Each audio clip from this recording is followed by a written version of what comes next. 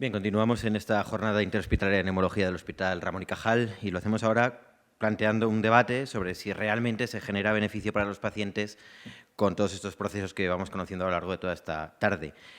Para hablar sobre esta cuestión van a conversar Raquel Morillo y David Jiménez. Damos paso al doctor Jiménez, que nos valorará sobre si verdaderamente la activación del código T influye en el pronóstico de nuestros pacientes. Gracias, Raquel.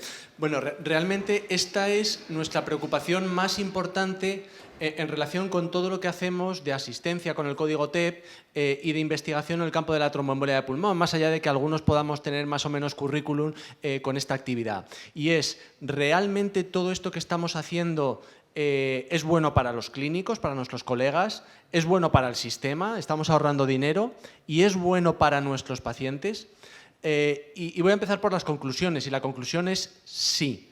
Tenemos información suficiente para decir que lo que hacemos en el campo de la asistencia y de la investigación en embolia de pulmón es bueno para los clínicos, para el sistema sanitario y para los pacientes. Miren, hace unos años publicamos en la revista European Respiratory Journal un estudio en el que queríamos ver si era bueno adherirse a las recomendaciones de las guías de práctica clínica para la embolia de pulmón. Y pensábamos que era información muy importante para nuestros colegas, para los clínicos. Hicimos un estudio muy sencillito, incluimos 2.094 pacientes del registro de embolia de pulmón del Hospital Ramón y Cajal, establecimos unos criterios muy sencillos de lo que era adherirse a las recomendaciones de las guías de práctica clínica, que dicho de forma muy resumida era utilizar heparina bajo peso molecular en el paciente estable, no utilizarla en el paciente inestable, utilizar filtros de vena cava inferior en los pacientes con contraindicación para la anticoagulación, no utilizarlos si no había contraindicación para la anticoagulación, utilizar tratamientos de reperfusión si el paciente estaba inestable y no usarlos si el paciente estaba estable hemodinámicamente. Y lo que encontramos, lo primero que nos sorprendió fue que en un hospital como el nuestro, en el que tenemos cierta experiencia en el manejo de la embolia de pulmón, hasta en el 20% de las ocasiones los clínicos decidíamos no seguir las recomendaciones robustas de las guías de práctica clínica. Además, fuimos capaces de encontrar cuáles eran las situaciones, los pacientes, para los cuales no seguíamos las recomendaciones de las guías de práctica clínica. Pacientes con alto riesgo de sangrado, creatinina alta y sangrado mayor reciente en el mes anterior al diagnóstico de embolia de pulmón, y pacientes con embolia de pulmón grave, pacientes con troponina alta, con BNP alto, con disfunción de ventrículo derecho.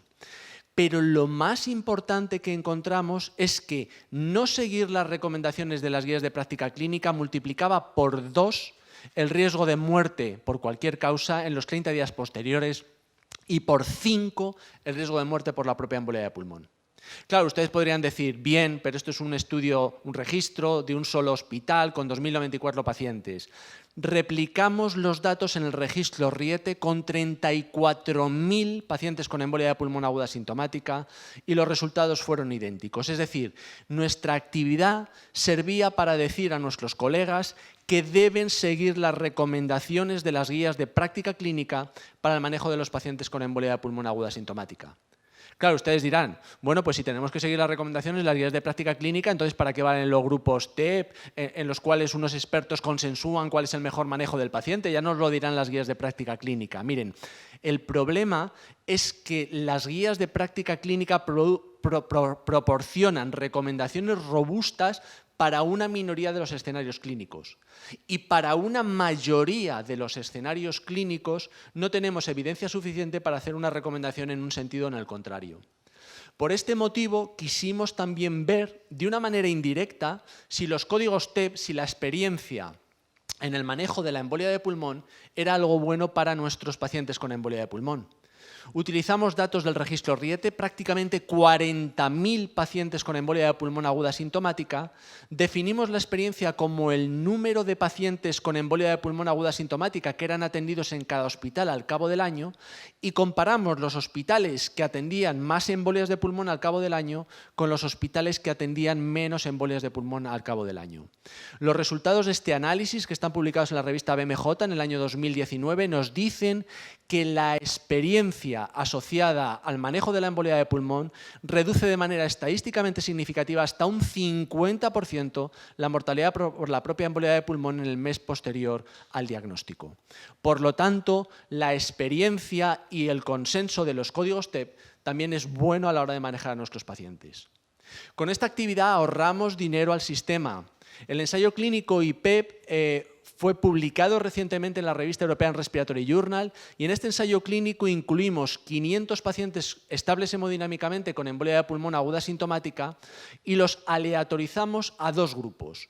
Uno de los grupos en los cuales los pacientes recibían el manejo convencional, según el médico responsable en el hospital, y otro de los grupos en el cual el paciente era manejado según un algoritmo de estratificación del riesgo y según ese algoritmo de estratificación del riesgo el paciente tenía unas indicaciones para la movilización y para la alta hospitalaria.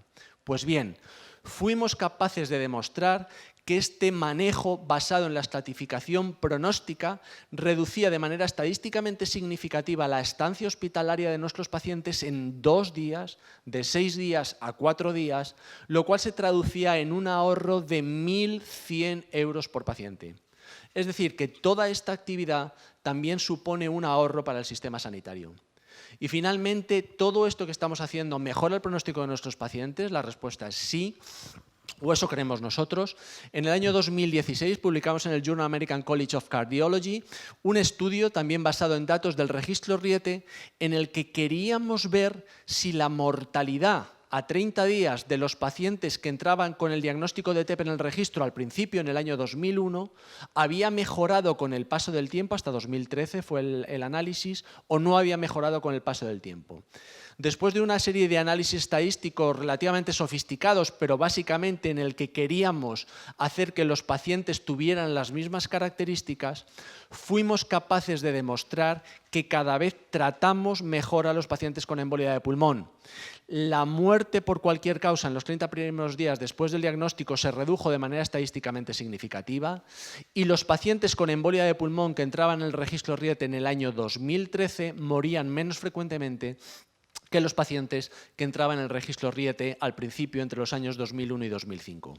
Por lo tanto, toda esta actividad asistencial, multidisciplinar y basada en investigación de calidad tiene una traducción directa tanto en la información que podemos dar a nuestros colegas como en ahorro de gastos del sistema sanitario como en el pronóstico de nuestros pacientes. Muchas gracias por la atención. Muchas gracias, David. Únicamente preguntarte, yo creo que, que ha quedado bastante claro que es fundamental no seguir la guía de prácticas clínicas y que hay áreas grises que no las responden y para esto es la importancia de la activación del código T, pero es verdad que la persistencia de esta activación en cuanto a que la gran mayoría de los especialistas ofrecéis el tiempo de forma gratuita y yo creo que es una limitación en que persista esta activación y no sé si lo ve limitado, esta limitación para la formación del código. Hay dos matices. A fuerza de ser honestos, el primer matiz es todavía no tenemos datos controlados en forma de ensayos clínicos que nos digan que el código TEP mejora o reduce la mortalidad de nuestros pacientes con embolia de pulmón. Y es además bastante difícil poder diseñar un ensayo clínico que responda específicamente a esa pregunta. Y luego la segunda, que es un tema vocacional, aunque no debería ser un tema vocacional, absolutamente, por lo menos en España. En Estados Unidos es verdad que los salarios, los incentivos, productividad, etcétera, etcétera, están muy ligados a determinadas actividades. Hacer bien la tromboprofilaxis, tener un código TEP, tener un código ictus, tener un código infarto. En España hasta el momento es especialistas que les gusta la enfermedad, que les gusta el trato de los pacientes, que son los que de una forma altruista pueden participar en estos códigos. Muchas gracias.